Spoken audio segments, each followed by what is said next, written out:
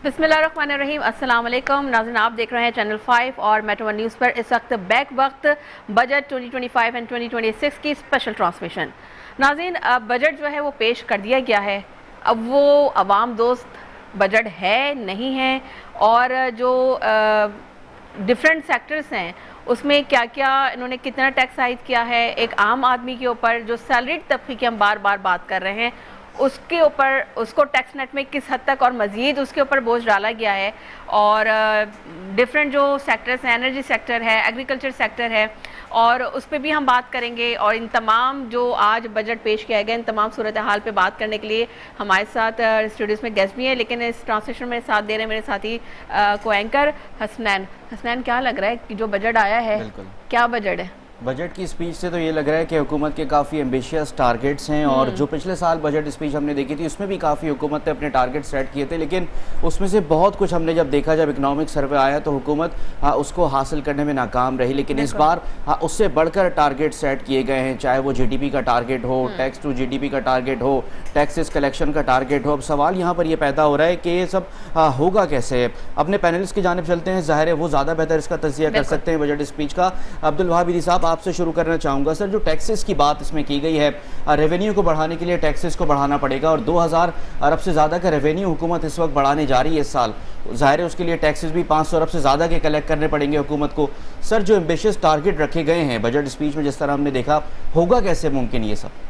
बिस्मिल्लाहिर्रहमानिर्रहीम, एक और बजट इस हुकूमत का आ चुका है, और एज एक्सपेक्टेड हम जो पहले बात कर रहे थे स्पीच से पहले भी, कि पॉलिसी नज़र नहीं आ रही हुकूमत की कहीं से भी। ये बजट कहीं से भी आवाम के लिए फ्रेंडली बजट नहीं है।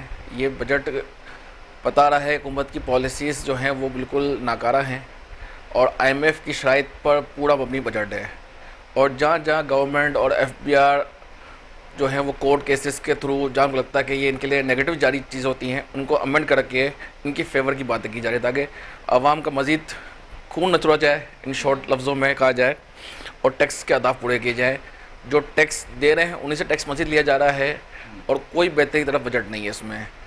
बल्कि मैं कहूँगा इस बजट के अंदर कुछ ऐसी चीज़ें डाली गई हैं सेल टैक्स के हवाले से, जो बिज़नेस तबके को और मज़ीद मुश्किल में डालेंगी, जो कि ऑलरेडी चल रही हैं मार्केट में। जो बहुत सारे बिज़नेस के जो लोग हैं वो बहुत नाराज़ हैं सेल टैक्स के हवाले से, जो हुकूमती पॉलिसीज़ हैं, FBI की जो पॉलिसीज़ हैं इस हवाले से। और ये इस बजट में उन्होंने और मज़ीद सख्तियाँ डाली गई हैं, उन्हें फुल एंडेड पावर्स दी जा रही हैं। अच्छा, मैं एक मिसाल देता हूँ आपको ना, टैक्स फ्रॉड के हवाले से। जो टैक्स फ्रॉड का जो डेफिनेशन को जो उन्होंने चेंज किया है, इस डेफिनेशन को जो मैं पढ़ रहा था तो उसमें ये कहा गया है कि जो भी एक आम बंदा है, मैं एक ताजर हूँ, मैं आपसे एक चीज़ परचेज़ कर रहा हूँ, लेकिन आपने मुझे गुड्स दी, लेकिन आपने मुझे इनवाइस दी, मैंने आपको पेमेंट दी, ये एक बेसिक ट्रांजेक्शन होती है। FBR को पावर है कि वो कहे नहीं, ये ट्रांजेक्शन नहीं हुई हमारे हिसाब से, हम आपको इनपुट अलाउ नहीं करेंगे, आप ये प्रूफ करो कि आपने ट्रांजेक्शन की है। आप क्या प्रूफ दोगे? आप बोलोगे ये इनवाइस है, ये मेरी बैंक स्टेटमेंट है। वो चाहे तो माने, चाहे तो ना माने। तो दूसरी सूरत में करप्शन, तो ये तो आपको नहीं, लेकिन इदी साहब, जैसे अभी हम पहले भी जब ट्रांसलेशन अभी कर रहे थे स्पीच से पहले, तो हम यही बात कर रहे थे कि देखिए जो टैक्स नेट में लाने की बात की जा रही है, हम बार बार भी बात कर रहे थे, जब पिछला भी बजट आया सभी ये बात की गई कि देखिए एक आम आदमी तो वैसे ही टैक्स दे रहे हैं। मतलब अगर आप उसकी परसेंटेज निकालें तो अगर आप और हम अगर 10 रुपये अगर टैक्स दे रहे हैं, तो जो रिटेलर है वो सिर्फ 65 पैसा जो है वो टैक्स दे रहा है। तो आपको नहीं लगता कि टैक्स नेट में इन लोगों को लाने की जरूरत है? देखिए, ये तो बात हो रही है राइट टैक्सेशन की, आप बात करिए डायरेक्ट टैक्सेशन की, इनकम टैक्स की, बिल्कुल वो एक अलग हदफ है। देखिए बिजनेस, नहीं, मैं इनकम टैक्स की बात नहीं कर रही हूँ, मैं टैक्स पे करने की बात कर रही हूँ। हम तो हर चीज़ में, हम तो ATM से पैसे निकाल रहे हैं तो उस पर टैक्स दे रहे हैं, फिर जो ATM से हमने पैसे निकाले हैं उससे जो चीज़ खरीद रहे हैं उस पर टैक्स दे रहे हैं। तो मतलब हम आम आदमी तो हर चीज़ पर टैक्स दे रहे हैं, फिर मजीद आपने जो टैक्स का दायरा कार बढ़ा दिया है, तो आम आदमी तो वहीं उसकी मौत हो गई। दी थी सेलेक्ट क्लास की 600 अरब की और 65 अरब की जो ट्रेडर्स की, वो बेसिकली इनकम टैक्स था, ठीक है ना। सेल टैक्स एक अलग चैप्टर है बिल्कुल ना। सेल टैक्स के अंदर एक्सपोर्टर्स आते हैं, जो आपका मुल्क का एक्सपोर्टर है। देखें, आपका फॉरेन एक्सचेंज रिजर्व एक्सपोर्टर आता है। एक्सपोर्टर जब एक्सपोर्ट करता है वो लोकल बाइंग कर रहा होता है, लोकल बाइंग पर वो अपना सेल टैक्स दे रहा होता है, इनपुट। बिल्कुल। फिर वो एक्सपोर्ट करता है गुड्स को, उस इनपुट का वो आपसे रिफंड लेता है। 12%, बिल्कुल। ठीक है ना। ये जो पॉलिसीज लाई जानी है उस वक्त पिछले तकरीबन 2 सालों से, स्पेशली लास्ट ईयर 2024 से एफबीआई का जो एक माइंडसेट है कमिश्नर्स का, ऑफिसर्स का, इट्स वेरी नेगेटिव। वो ये समझते हैं हर परचेज फेक इनवॉइस पर है। मतलब एक चीज़ एक्सपोर्ट हो रही है ना, आपका एक तौलिया एक्सपोर्ट हो रहा है, टॉल एक्सपोर्ट कर रहे हैं, हम डायनाम एक्सपोर्ट कर रहे हैं, तो कहीं तो परचेज हुआ है, कहीं तो मिल में बना है, कॉटन कहीं से निकली है, कहीं तो प्रोसेस हुआ है, तो इनपुट तो होगा, प्रोसेसिंग तो होगी। अब क्योंकि बेशुमार दर्जनों मुकदमात गए, केसेस गए ट्राइब्यूनल, हाई कोर्ट, वहाँ से उनको नेगेटिव रिस्पॉन्स मिला, वो केसेस हारे क्योंकि उनके केस बेबुनियाद थे। अब उनको मज़ीद पावर्स दी गई हैं ताकि वो मज़ीद रिकवरी करे। इनपुट डिसअलाउ कर देंगे, एक्सपोर्टर मर जाएगा, इनपुट डिसअलाउ कर देंगे, ट्रेडर मर जाएगा। बिजनेस में इनपुट ही डिसअलाउ नहीं होगा आपका, तो आपको जो इन्फ्लेशन कम होने की बात हो रही है, इन्फ्लेशन बढ़ जाएगा। बिल्कुल बढ़ जाएगा।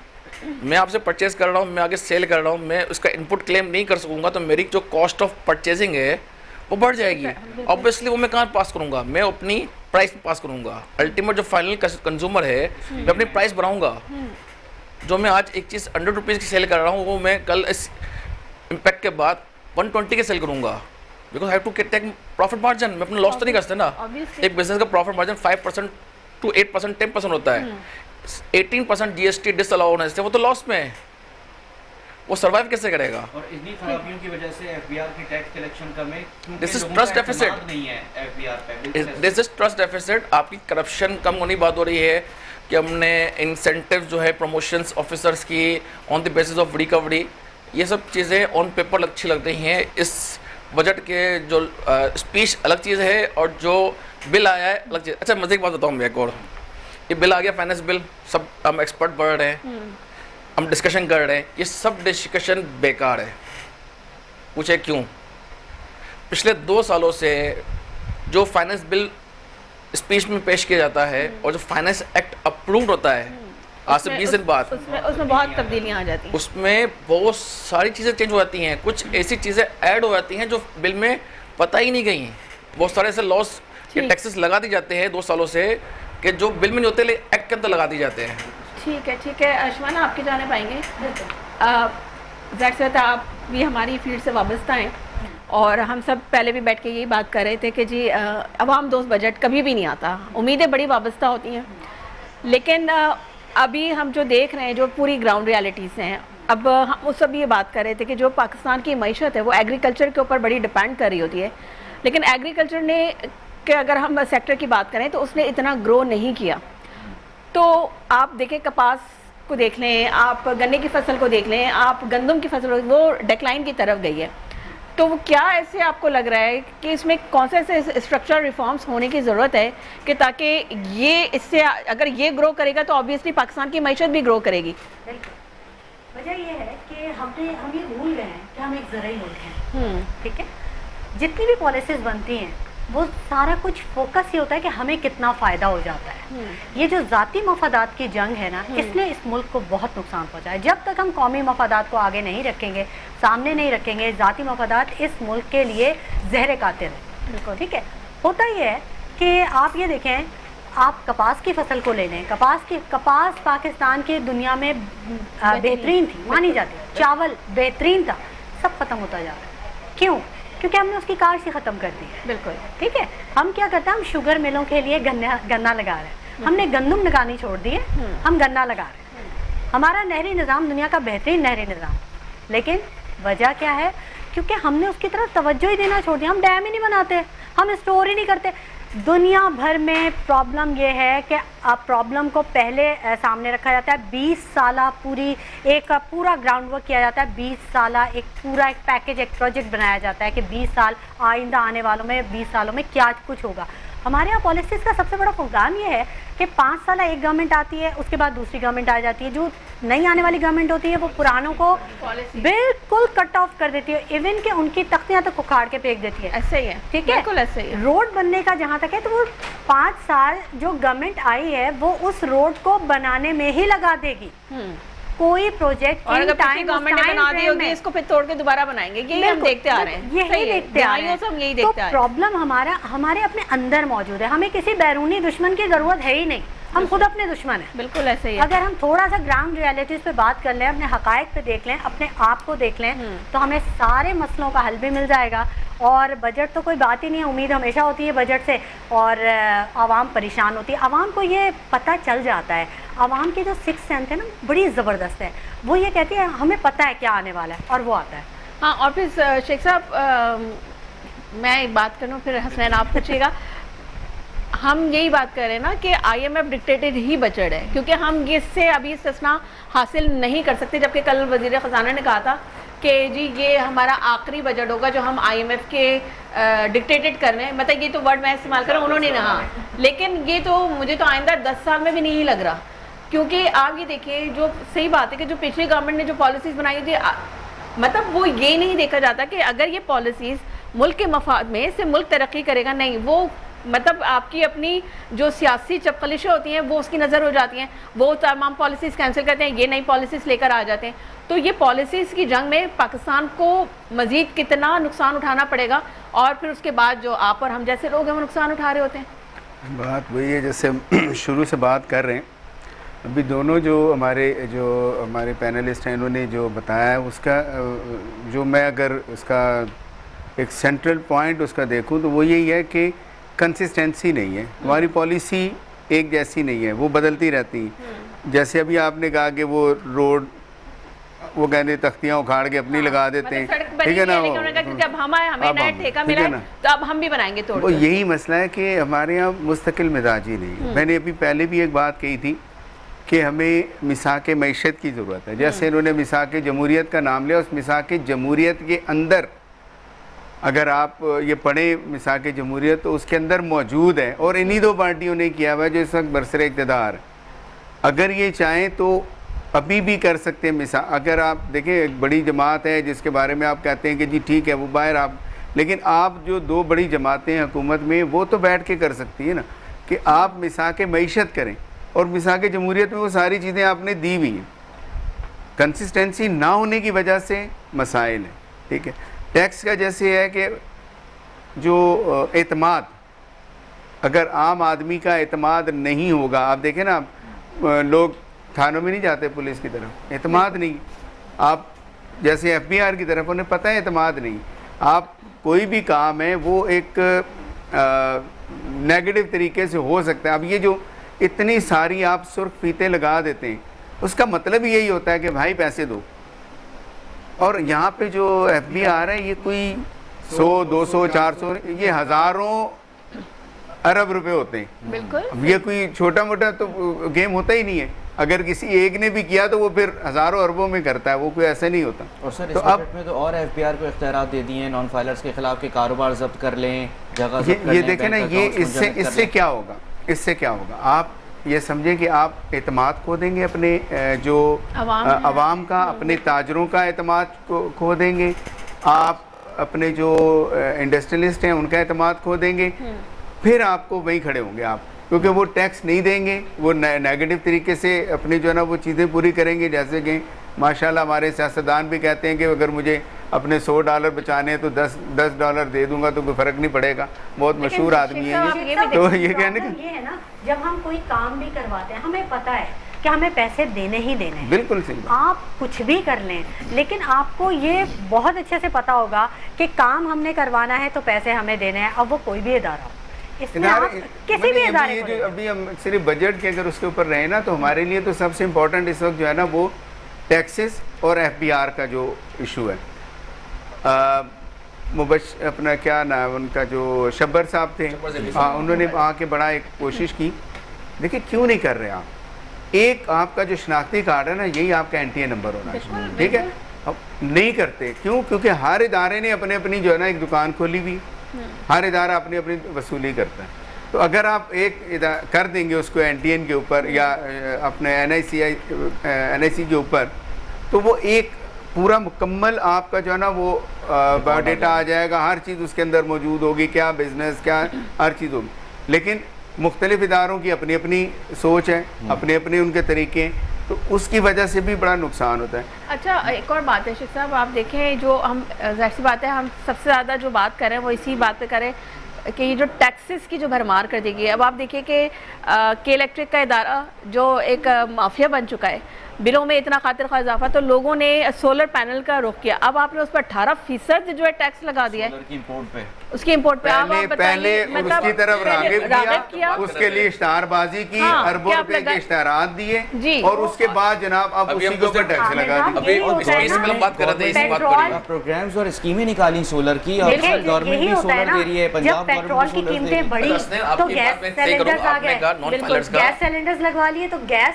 की कीमतें और पेट्रोल की कीमतें दोनों सेम हो गई। बराबर हो गई। तो आप ये कहते नॉन फाइलर का बिजनेस जब्त करना, ये नॉन फाइलर्स का नहीं है, इवन फाइलर्स के भी बिजनेस प्रीमिसेस में जाके FBI वाले ऑफिसर्स दाखिल हो सकते हैं बगैर परमिशन के, बगैर वारंट के, उनका प्रीमिसेस सीज कर सकते हैं।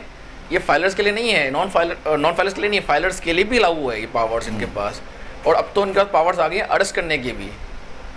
तो वहाँ लेकिन इससे अरेस्ट इससे नहीं, देखिए लेकिन इससे इस पे ट्रस्ट भी- जो है ना वो तो नहीं होगा नहीं, ना। ट्रस्ट नहीं, डेफिसिट है। खो देखिए देंगे ट्रस्ट डेफिसिट भी है, प्लस ये देखिए, लेकिन उसमें भी एक जो छोटा ताजिर होगा, एक आम आदमी होगा, वही उसी के शिकंजे में आ रहा होगा। क्योंकि देखिए ये जो बड़ी काली भेड़ें हैं हर इदारे में मौजूद हैं, वो तो ऐसे साफ निकल के आ जाती हैं। क्योंकि अभी जैसे वो सभी मैंने आपसे कहा कि जब भी स्पेशली अगर हम PMLN की गवर्नमेंट की बात करें तो इनकी तो ये जो जितने भी बड़े बड़े ये रिटेलर्स हैं, ये सारे तो इनके वोटर्स हैं। और जहाँ ये उसकी बात करते हैं टैक्स की, तो ये वजीर खजाना को चेंज कर देते वोट बैंक हैं, है। या फिर बिल्कुल उनका वर्ल्ड बैंक है एक तरीके से। और या फिर जो है अगर वो 2 दिन हड़ताल पे बैठ जाएं तो इन लोगों के हाथ पांव जो है फूल जाते हैं गवर्नमेंट के। तो ये तो हाल है। तो देखिए टैक्स नेट में वो हम जो शेख बार साहब बार कह रहे थे बात ना करते कुछ हैं, शाम को कि इसकी पतली गर्दन है वो उनके हाथ में है। बिल्कुल, तो वो एक मोटी आम गर्दन है आदमी वो ये निकल कि गया। आप करते क्या है, आप क्या कर रहे हैं कि जो एक आदमी टैक्स दे रहा है उसी के ऊपर मजीद टैक्स लगा रहे हैं। अच्छा भाई कुछ आपको टैक्स अच्छी रेट फैसिलिटी बढ़ाने चीजें की हैं इसके जरूरत है। अंदर। आपके यहाँ अच्छा, कितने फीसद लोग जो है ना वो टैक्स दे रहे हैं, ये तो देखें आप। सबसे ज्यादा अब आप टैक्स जरा तो तनख्वाहदार तबका सड़क देखे। नहीं, अभी आप सड़क पे चले जाएं, हाँ।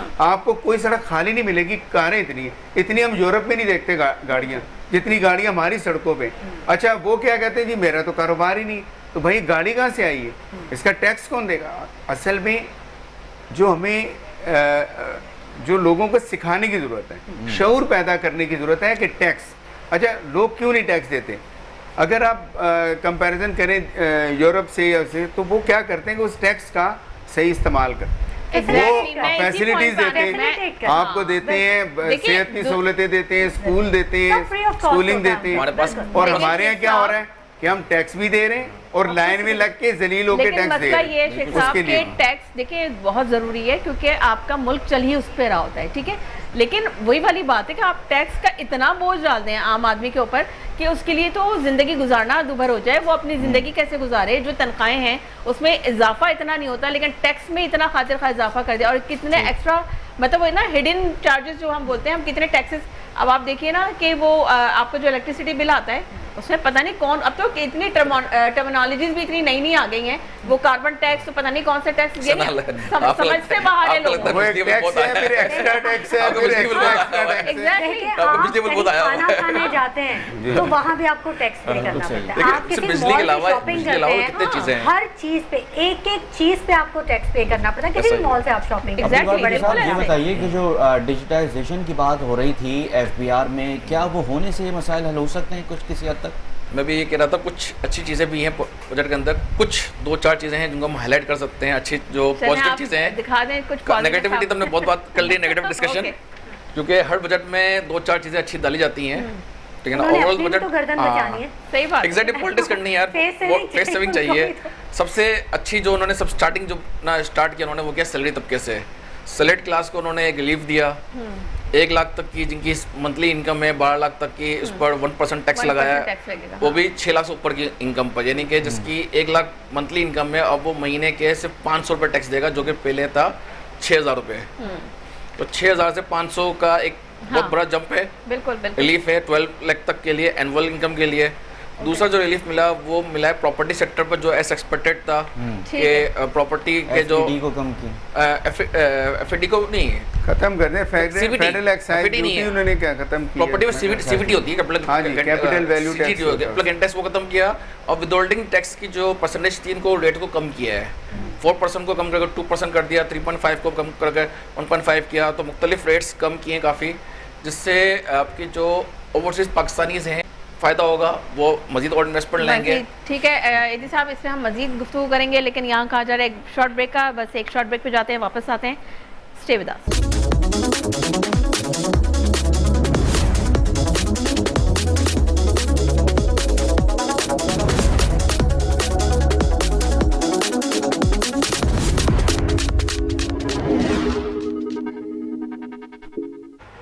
वेलकम बैक नाज़रीन। आप देख रहे हैं बजट 2025 एंड 2026 की स्पेशल ट्रांसमिशन, जो कि इस वक्त चैनल 5 और मेट 1 न्यूज़ पे बैक वक्त आप मुलाजा कर सकते हैं। इस वक्त हमें ज्वाइन किया इस्लामाबाद से हमारे एंकर पर्सन बेनज़ीर मेहदी ने, जो कि इस वक्त पार्लियामेंट में मौजूद हैं। उनसे जानते हैं कि वो उस वक्त वहाँ पे क्या माहौल देख रहे हैं। जी बेनज़ीर, आप इस वक्त पार्लियामेंट में मौजूद हैं, बताइएगा कि इस वक्त बजट स्पीच भी हो गई है, बजट पेश कर दिया गया है, इस वक्त आप क्या माहौल देख रही हैं वहाँ पर?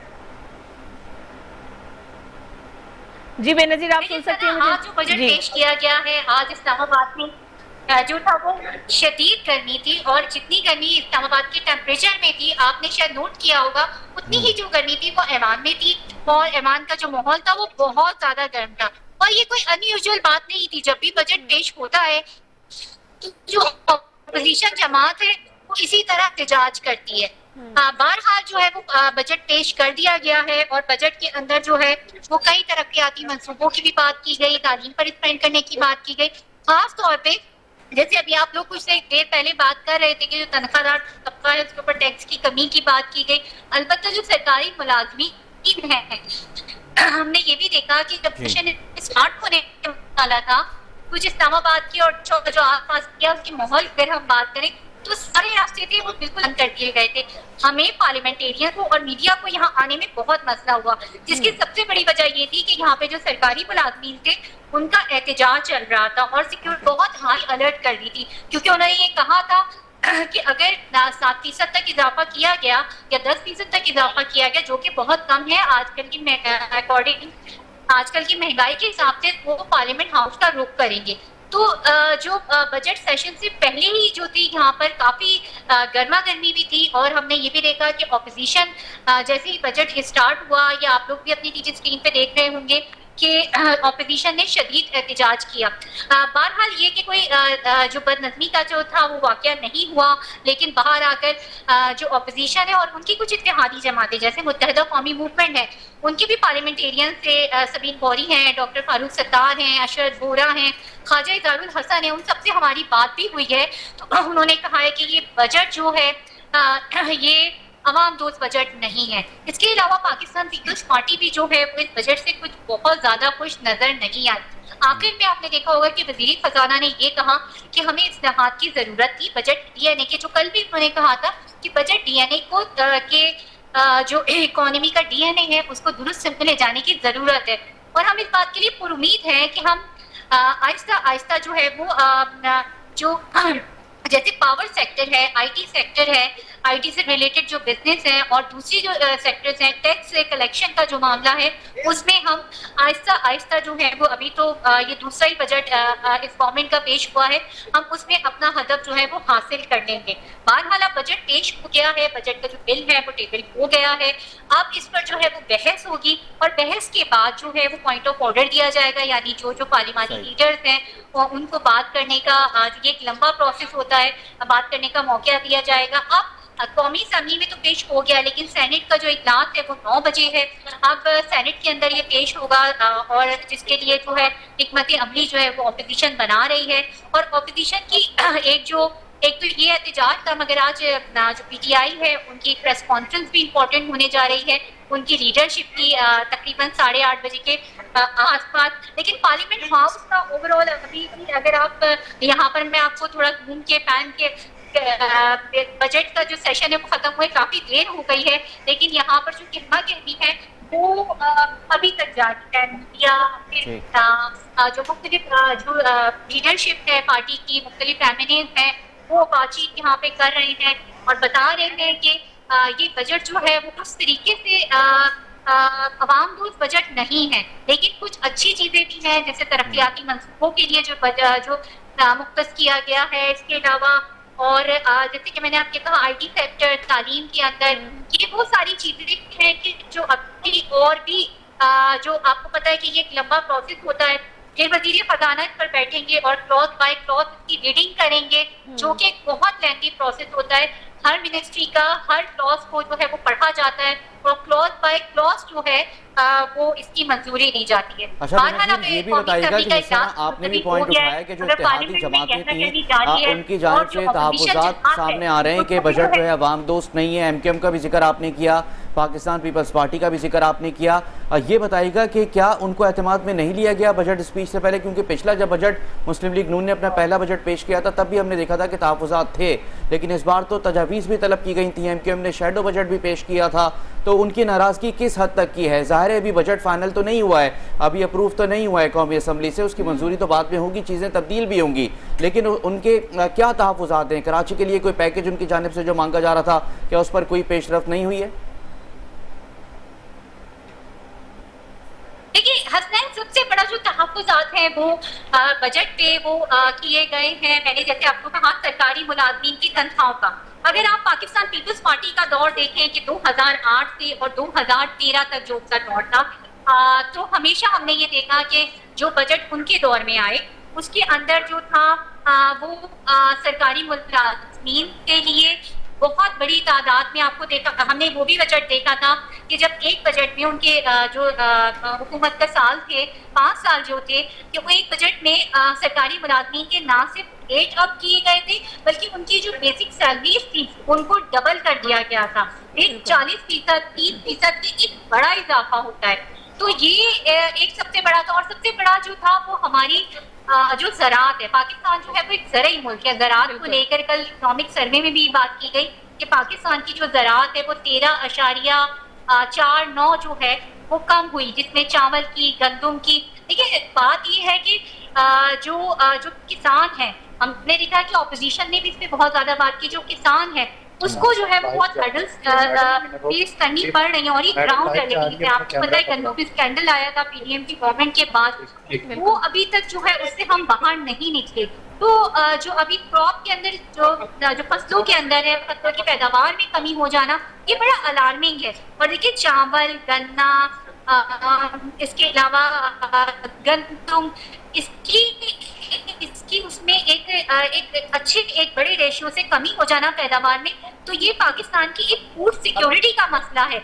और ये बात यकीनन जो है मुख्तलिफ जो इनके इत्तेहादी है उनकी जानिब से भी उठाई जा रही है।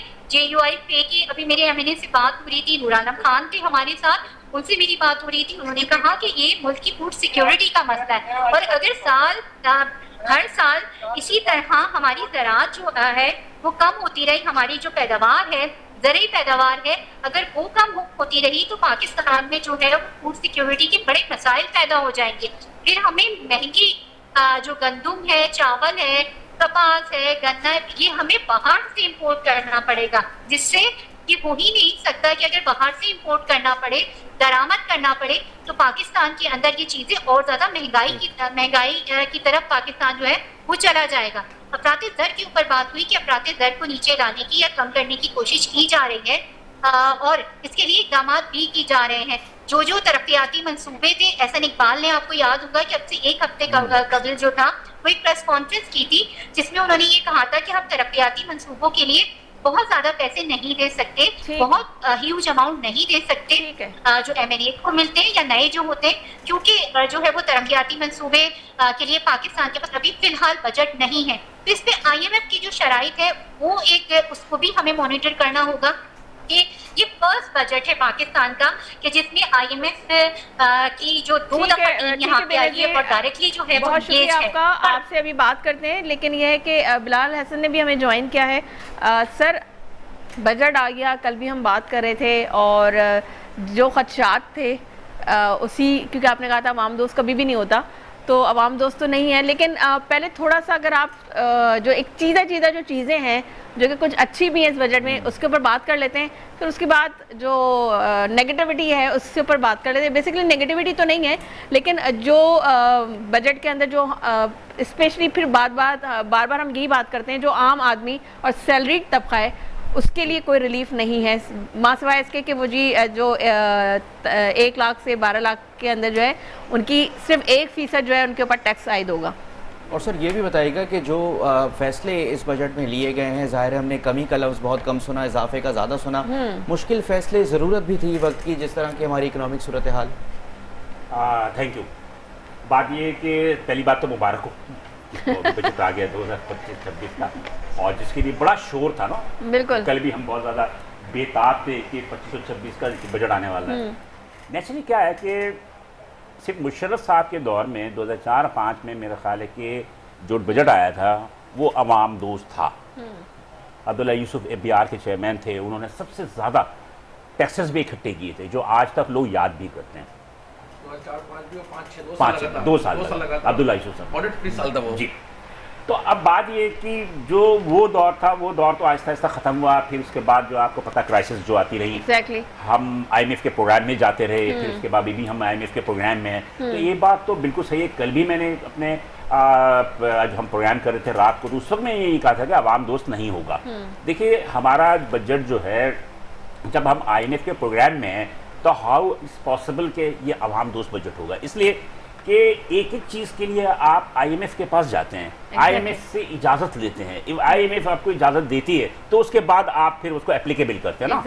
जैसे मिसाल के तौर पे पुरानी गाड़ियां जो थी उस पर गवर्नमेंट ऑफ पाकिस्तान ने बैन लगाया हुआ था, लेकिन इस मरतबा उसको 5 साल जो पुरानी गाड़ियां हैं वो उसको दरामद करने की इजाज़त दे दी गई है, इंपोर्ट करने की इजाज़त दे दी गई है, लेकिन उस पर तकरीबन 5% कार्बन लेवी लगा दिया गया है। अब कार्बन लेवी लगाने से मतलब ये हुआ कि इसका मतलब ये हुआ ना कि ये IMF की शराइत थे। बिल्कुल। इसके अलावा पेट्रोल पे आपका जो पेट्रोल लेवी है उसको 80 से 100 रुपये कर दिया गया। ठीक है जी। इसके अलावा आप ये देखें कि आप कह रहे थे कि सैलरी पर्सन के लिए, तो सैलरी पर्सन के लिए जो मेरे पास है वो ये है कि 5-6 से लेके 12 लाख तनख्वाह पर टैक्स की शरह 5 से कम करके 2.5% कर दी गई। तो ये मेरे ख्याल अच्छी चीज़ है, ये अच्छी चीज़ है, लेकिन 5 से 2.5 कर दिया गया। हाँ। आप इस पे तो खुश हो जाओ ना। लेकिन इस पे तो खुश हैं, लेकिन आप एक बार बताइए जो पेंशन में जो इजाफा है उसको महंगाई की शरह के हिसाब से किया जाएगा। तो महंगाई की शरह तो उन्होंने कह दिया है कि जी हाँ 1% जो फाइनेंस बिल है उसमें 1% है जी, यानी कि आप 5 से इजाफा तो मेरा जो सवाल सैलरी है वाला बात कर रहा था, क्लियर 6 से 12 लाख की तनख्वाह पर टैक्स की शरह 5 से कम के 2.5% कर नहीं है 1% नहीं 1% है 1% की गई है। वो यानी कि मैंने 6,000 रुपए टोटल 6,000 साल के, टोटल, महीने के 500 रुपए। मतलब ये है कि पहले ये हो रही थी हद के 12 लाख पे किया जाए, हाँ। 12 लाख पे किया जाए, लेकिन उन्होंने 12 लाख पे पहले तस्लीम 12 नहीं लाख किया। की इनकम पर IMF ने तस्लीम नहीं किया। हाँ। IMF ने तस्लीम नहीं किया, उनका 1% लगाया जाए। 30,000 से कम करके असल में ये उनका ये कहना था कि अगर 12 लाख एग्जाम कर देंगे तो जो आपके रिटर्न्स की जो फाइलर्स हैं वो कम हो जाएंगे, वो फाइलिंग नहीं करेंगे रिटर्न्स। Exactly. इसके अलावा भी ये देखें कि आपकी जो हमारे स्टैटिस्टिक्स आया है बिहार का, उसमें सबसे ज्यादा तनख्वाहदार तबका आपको टैक्स देता है ना, तनख्वाहदार तबका टैक्स देता है 600 और हाँ, और दूसरी तरफ सबसे ज्यादा जो आपका जो 100% 99.9% जो आपकी रिकवरी है वो इम्पोर्टर और एक्सपोर्टर से है। बिल्कुल। वो बेचारे भी इनके गर्दन जो है ना वो फंसी हुई वो होती भी है फंसी हुई होती कि वो बिल ऑफ लेटिंग से वो पहले काट लेते हैं। Exactly. तो अब रही बात ये कि देखें टैक्सेस की बात सारी चीज़ होती है, बाकी है कि सारी जो मैं इसको बहुत हम उसको कहें कि जो वज़ीर ख़जाना साहब ने तकरीर पेश की, सारा कुछ किया, ये तमाम की तमाम इक़्तिसादी सर्वे रिपोर्ट में आ गई थी। 17,600 अरब रुपए का बजट था, ये 17,569 अरब रुपए का दिया गया। अब 1,000 रुपए जो डेवलपमेंट के लिए है, जो आपका डेवलपमेंट प्रोग्राम था, अब आप ये देखें कि बजट तो आ जाया ना, जब बलूचिस्तान में जब वो हादसा हुआ था जाफर एक्सप्रेस वाला, तो उसके बाद जब आर्मी चीफ और प्राइम मिनिस्टर हमारे वहाँ गए थे तो उन्होंने वहाँ वही महरूमी वाली बात हुई थी, तो उन्होंने कहा था कि जनाब 1,000 अरब रुपए का हमारा तरक्याती बजट होगा, जिसमें से सिर्फ 250 अरब रुपए हम बलूचिस्तान को देंगे। एग्जैक्टली। ओके जी, ये तो पहले से प्लान थी बात को कहने के 2,500 अरब रुपए से 250 अरब रुपए जो है बलूचिस्तान को देंगे ताकि वहाँ पर तरक्याती काम हो सके। प्लस अब एक चीज़ ये कि पेट्रोल पे अगर कीमतें कम नहीं की या बिजली पे कीमतें कम नहीं की, जैसे कि प्राइम मिनिस्टर ने जो एक ऐलान किया था, वहाँ पर थोड़ी सी पॉजिटिविटी हुई। मैं उनकी हिमायत करता हूँ, प्राइम मिनिस्टर की हिमायत करता हूँ कि अगर बिजली की कीमतें कम करनी थी या पेट्रोल की कीमत कम करनी थी, उन्होंने नहीं की, और वो पैसा उन्होंने बलूचिस्तान में खुशदार कराची मोटरवे पे तरक्की पे खर्च कर रहे हैं वो, इसलिए कि अगर आपने सी पैक को कामयाब करना है, सी पैक को कामयाब करना है तो खुशदार कराची मोटरवे बिल्कुल बनना मस्ट। अगर ये नहीं बनेगा तो आपका गवादर पोर्ट कामयाब नहीं हो सकता। तो इस हवाले से मैं समझता हूँ हुकूमत ने बहुत अच्छा काम किया। ठीक है बिलाल भाई, लेकिन बस हमें यहाँ ब्रेक के लिए कहा जा रहा है, ब्रेक पे जाएंगे, ब्रेक से वापस आते हैं। Stay with us.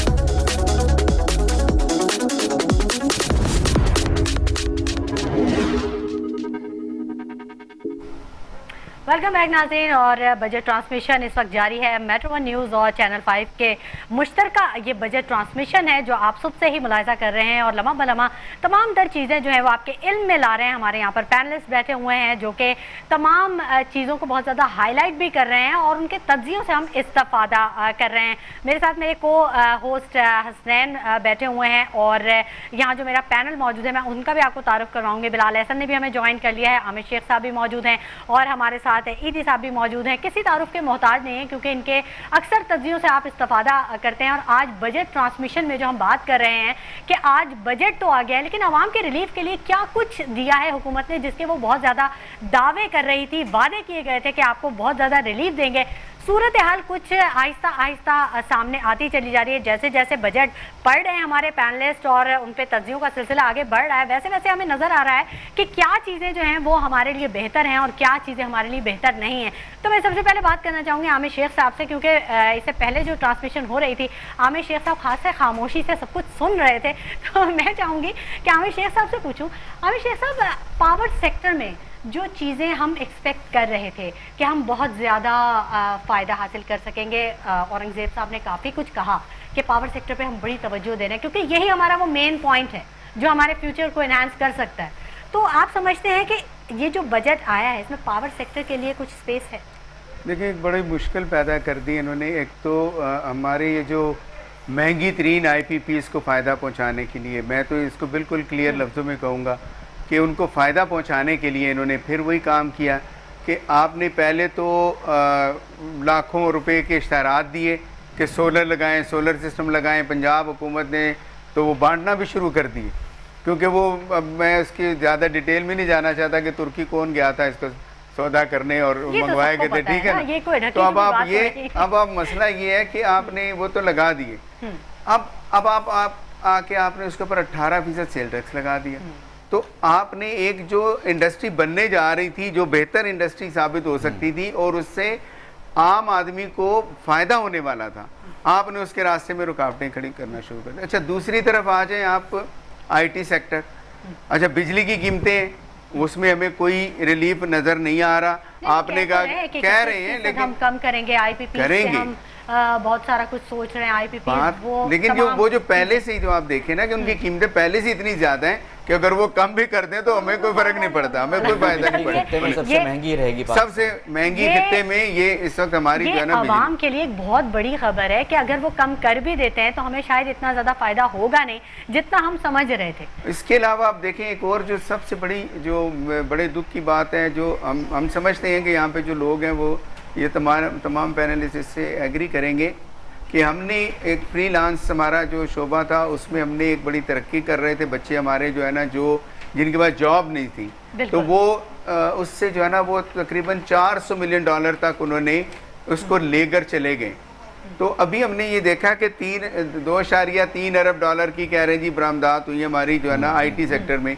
और अब आप जो उसका जो उन्होंने हदफ रखा है वो कहाँ 2.3 अरब डॉलर और कहाँ 250 अरब डॉलर। आप समझ गए होंगे कि 250 अरब डॉलर किसकी बरामदात है। तो अब कहने का मकसद ये है कि आपने उसको भी किया 25 अरब डॉलर पे। अच्छा जी, 25 अरब डॉलर आपने, एक तो इतना बड़ा जंप आप दे रहे हैं, 22 अरब डॉलर आप कह रहे हैं कि आप और कमा लेंगे, लेकिन आप कर क्या रहे हैं? इंटरनेट तो आपका स्लो है।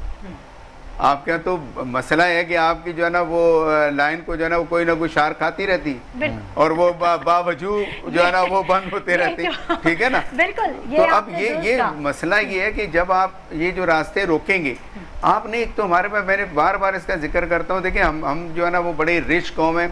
18 से 35 साल के 65% लोग हैं हमारे पास, ये दुनिया में कहीं रेशो नहीं है। लेकिन क्या हो रहा है, वो तबाह हो रहे हैं।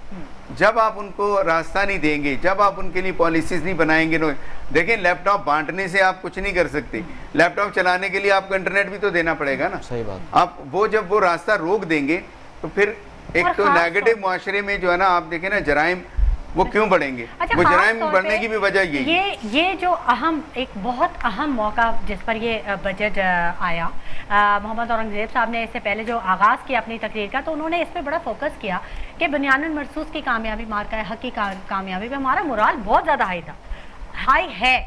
और इसमें हमने अभी जो हमारे यंगस्टर्स हैं वो बहुत ज़्यादा एनर्जेटिक है, बड़ा एनर्जी लेवल उनका बड़ा हाई है। तो जो हमारा यंगस्टर्स है उसके लिए बहुत कुछ होना चाहिए। जी साहब, आप इत्तेफाक करेंगे?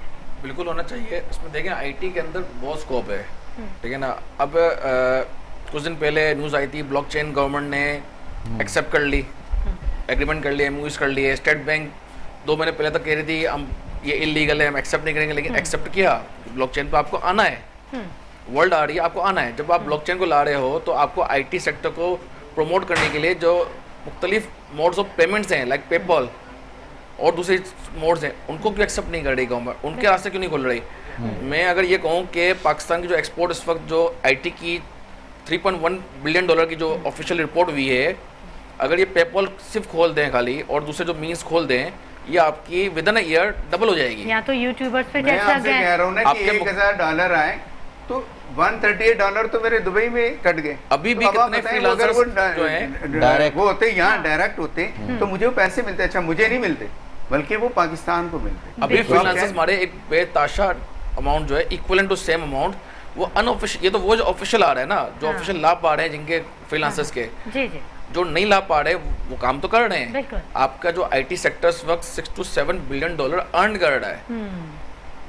लेकिन वो लैंड क्या कर रहा है सर? 3.1 बिलियन वो लाभ पा रहा है, कर रहा है बाकी वो नहीं लाभ पा रहा पैसा है। उनकी उसका फायदा इकोनॉमी हमें नहीं स्ट्रांग हो हो रहा है। बिल्कुल। पाकिस्तान रिजर्व को उनके उसका बढ़ कोई रहे फायदा हैं। नहीं हो रहा। उनके रिजर्व बढ़ रहे हैं, उनको फायदा हो रहा है।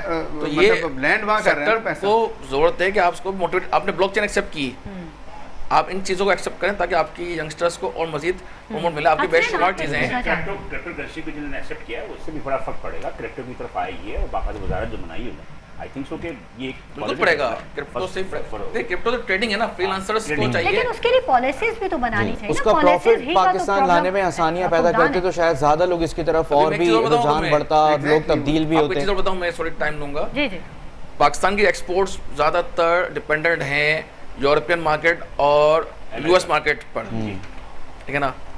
अफ्रीकन मार्केट को हम टारगेट ही नहीं कर रहे। ठीक है। अफ्रीका एक पूरा साउथ अफ्रीका, सिर्फ साउथ अफ्रीका नहीं, पूरे क्योंकि अफ्रीका हमें तो कॉन्टिनेंट, अफ्रीका की 54 कंट्रीज जो हैं, दिखाई गई है ना। अफ्रीका पे किया होता है। बहुत कम है। राइस सेक्टर पे किया है उन्होंने $5 बिलियन 54 कंट्रीज हैं, 54 कंट्रीज हैं जिसमें हम 3 से 4 कंट्रीज टारगेट कर रहे हैं। बिल्कुल।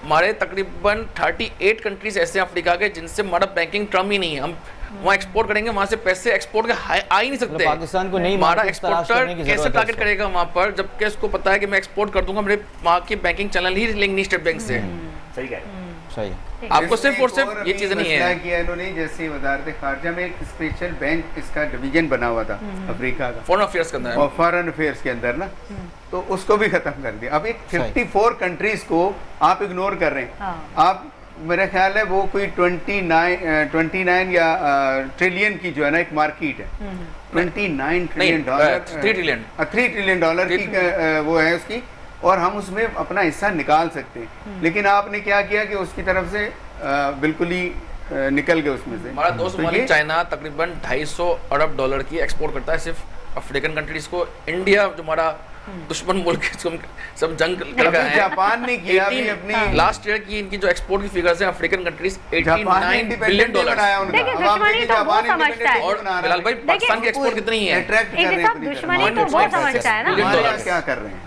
इधर साहब दुश्मनी तो वो समझता है। हम तो खिते के अमन और अमान की बात करते हैं। हम तो हमेशा ये कहते हैं भाई आप आओ मुज़ाकरात की टेबल पे बैठो और आप तिजारत को फरोग दो, आप यार, खिते और- की बेहतरी के लिए वो मैं करो। यहाँ पर लेकिन वो आपकी नहीं बात से करते। इत्तेफाक नहीं करूंगा। मैं आपकी अच्छा। बात इत्तेफाक इसलिए नहीं करूंगा, दुनिया में अमन उसी वक्त आता है जिस वक्त आप ट्रेड होती है। आपकी इकोनॉमी मजबूत हो, आपकी ताकत इकोनॉमी मजबूत हो, होती है, अमनवाद। मजबूत। आप ये देखें कि अगर आप पाकिस्तान अमन की बात कर रहे हैं, ठीक है जी, ये उनका अपना एक मोटो है, वो अमन की बातें कर रहे हैं। अमन वहीं होता है जहाँ वो ताकतवर होता है, ठीक है जी। आप ये देखें कि आज जो बैलेंस है इंडिया एंड चाइना क्यों बैलेंस है? आज इंडिया को मौका मिले तो चीन को खा जाए वो, लेकिन बात ये होती है कि अमन जो कायम होता है वो पावर से होता है। और एक बात और भी बता दूं कि आपको बयान महसूस के बाद आपकी अगर इंडस्ट्री ग्रो करेगी तो डिफेंस इंडस्ट्री ग्रो करेगी। आपकी डिफेंस इंडस्ट्री जो है आफ्टर टेक्सटाइल इस वक्त जो सबसे ज़्यादा ग्रो करेगी पाकिस्तान के अंदर इन फ्यूचर वो है डिफेंस इंडस्ट्री। इसलिए कि डिफेंस इंडस्ट्री में पोटेंशियल बहुत ज़्यादा है। और ज़रा ये कहते हैं कि गवर्नमेंट ऑफ पाकिस्तान जो है अब ये पब्लिक प्राइवेट पार्टनरशिप के तहत भी जो है कुछ आम जो फैक्ट्रीज हैं या आर्म्स बनाने वाले हैं, जैसे कि यूरोपियन कंट्रीज़ में होते हैं, यूरोपियन कंट्रीज़ में जितने भी असला बारूद होते हैं ये गवर्नमेंट नहीं बनाती, ये प्राइवेट सेक्टर बनाता है, गवर्नमेंट से खरीदती है। इवन के F-35 तैयारी है अमेरिका के, कोई प्राइवेट सेक्टर ने बनाया, उसको उन्होंने खरीदा, तो आपको डिफेंस इसमें भी बढ़ेगा। लेकिन बात यही होती है कि आप अमन की बात करते हैं तो अमन उस वक्त होता है जिस वक्त आप ताकतवर हो, जब इकोनॉमी मजबूत है। आपकी इकोनॉमी मजबूत है। अब देखें मिसाल के तौर पे आपकी इकोनॉमी कमज़ोर है ना, इंडिया की इकोनॉमी जो है वो मजबूत है, लेकिन आपने अभी जंग की, आपकी दफाई सलाहियत अच्छी थी, आपने उनको बीट किया, देखें वो बैकफुट पर चले गए, बैकफुट पर चले गए। तो मेरा कहना का मकसद ये है कि ये अमन की जो हम माला जपते हैं ना, ये हमारी एक तरह से कमज़ोरी भी है, ये हमारी कमजोरी भी है। भाई बात ये है कि हम आंखों में आंख लगा के बात करें कि तुम जिस लहजे में बात करोगे उस लहजे में हम बात करेंगे, आप अमन की बात करोगे अमन करेंगे, जंग करोगे तो जंग करेंगे। बिलाल भाई कर तो दी, अब देखिए हमने तो वही किया ना, अब आपको अभी भी शिकायत है क्या? इस छोटी सी जंग में हमें इतना फायदा हुआ। सवाल है देखिए कोशिश तो हमने कोशिश बात यही कर रहे हैं, की ना उसके कि लिए जब तो फिर तक हम एक्सपोर्ट भी बढ़ाएंगे, अपने रेवेन्यू रिजर्व आपका हमारे बेहतर होंगे, एक्सपोर्ट, लेकिन बढ़ेगा कैसे? ऑन द कैमरा की बात है, मैं ईमानदारी की बात बता दूं कि आप इस्लामी एटमी कुव्वत है, आप इस्लामी एटमी कुव्वत हैं, आपको कोई भी तरक्की नहीं करने देना चाहता दुनिया के अंदर। ये बात याद तो ये ये याद तो रखिएगा हमें- अच्छी तरह, ये याद रखिएगा कि आप अगर इकोनॉमी के तौर पे स्ट्रांग हो गए तो बहुत सारे ममालिक के लिए आप खतरा बन जाएंगे। तो बहुत सारे लोग ये समझते हैं। इसमें हुजूर सल्लल्लाहु अलैहि वसल्लम की एक हदीस भी है हुजूर सल्लल्लाहु अलैहि वसल्लम की कि हदीस भी अपने घोड़े और नेज़े तैयार रखो, तैयार रखो, बिल्कुल। और ताकत फेंके हुए हथियारों में है। और जी। उस वक्त नेज़े होते थे, आज के दौर में मिसाइल्स मिसाइल टेक्नोलॉजी। आपने एटम इस जंग को जीता कैसे? दो मिसाइल टेक्नोलॉजी, चंद घंटों की जंग को आपने जीता मिसाइल से, अपनी टेक्नोलॉजी बिल्कुल। से। और ठीक है ना? टेक्नोलॉजी से। अच्छा, इस बजट के अंदर देखा जाए 2600 अरब का तकरीबन बजट दिया डिफेंस को। मैं कहता हूँ कम है। आपका बजट $8 अरब का, उनका रफाइल का प्रोजेक्ट $16 अरब का इंडिया का। नहीं तो अल्लाह ने हमें बड़ी इज्जत दी। इकोनॉमी बढ़ी है ना। अच्छा, एक चीज़ और बताया मुझे, क्या सारा डिफेंस बजट का जिम्मेदार फेडरल है?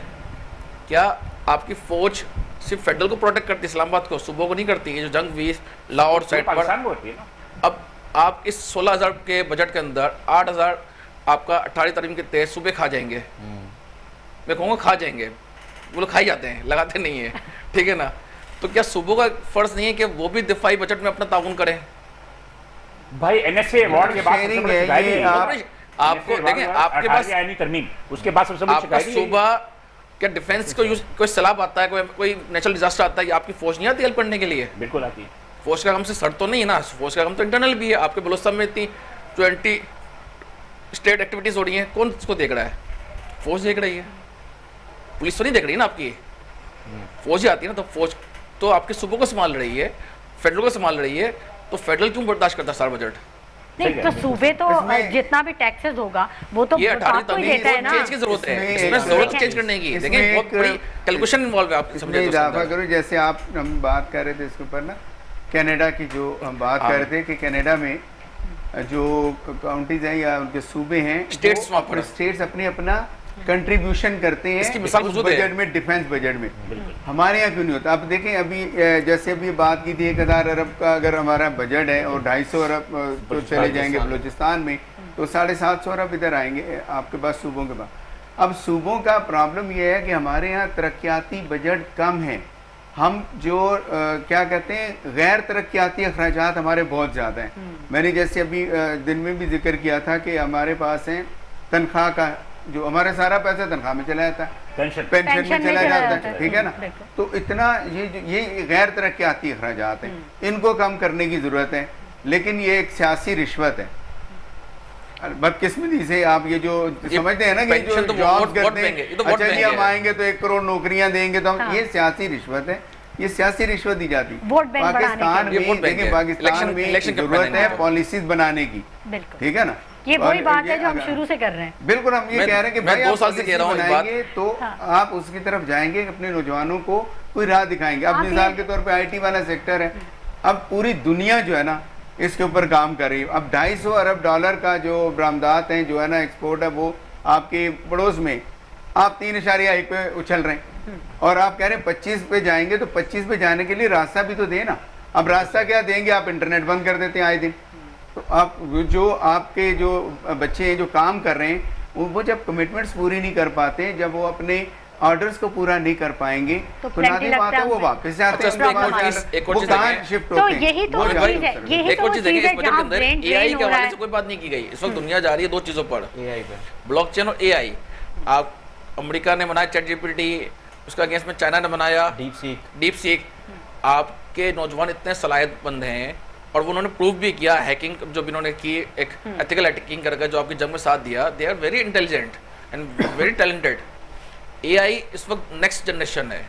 एआई के लिए आपने कोई इस बजट में बात नहीं, किसी ने एक लफ्ज़ नहीं बोला एआई के ऊपर। हाँ, एआई का वर्ड यूज़ हुआ टैक्स फ्रॉड के लिए, उसमें इस्तेमाल किया जाएगा कस्टम उसमें इस्तेमाल किया जाएगा, लेकिन जो हमारे एआई को प्रमोट करना, एजुकेट करना, इस पर कोई फंड नहीं, कुछ भी नहीं है, नथिंग। नहीं, एक तो बात ये है, बात ये कि देखें बस हम बहुत सारी बातें कर रहे हैं यहाँ पे सारी चीज़ें, लेकिन वफाक की एक सबसे बड़ी कमजोरी है। देखिए एक बात बता, घर का जो बच्चा होता है कमाऊ पूत जो होता है, माँ बाप उसको ज़्यादा तवज्जो देते हैं ना। आपको पूरे पाकिस्तान में कराची सबसे ज़्यादा कमाऊ पूत इलाका है, उसको सूबाई हुकूमत भी नजरअंदाज करती है। 55% ताजे से 67% देते हैं, 67% रेवेन्यू देता है या 70% देता है। अब बात यह है कि कराची के अंदर ना सूबाई हुकूमत जो है वो कोई तवज्जो देती है, ना वफाक को तवज्जो देती है। आप ये देखें कि ML1 रेलवे का सिस्टम जो है, आज अंग्रेज़ जो डबल लाइन करके गया था, आज तक हम उसे डबल लाइन नहीं कर सकते उससे आगे। ठीक है जी, हम शेख रशीद साहब के दौर से 2000 जब वो वफाकी वज़ीर रेलवे थे, जो वे चीन गए बिल्कुल और क्या सारा कुछ करके गए। आप मुझे बताइए कि आपके पास जब कम्युनिकेशन गैप होगा, आपको कम्युनिकेशन गैप होगा, आपका माल बंदरगाह पे ये हाल है करा KPT पे कि एक कंसाइनमेंट तकरीबन 48 डेज लग जाते हैं उसको निकालने में, जबकि दुनिया भर में 4 दिन में बिल्कुल आप बिल्कुल बात दुरुस्त कर रहे हैं। हमारे साथ जो हमारे पैनलिस्ट हैं ये बड़े ही बेहतरीन अपनी फील्ड में बहुत ज़्यादा माहिर हैं और माहिराना राय भी रखते हैं, और जो हम आपसे शेयर भी कर रहे हैं। गुफ्तगू का सिलसिला जारी रहेगा, ट्रांसमिशन हमारी जारी है, लेकिन कहीं मत जाइएगा। वक्त हो गया एक छोटे से ब्रेक का, हमारे साथ रहिएगा।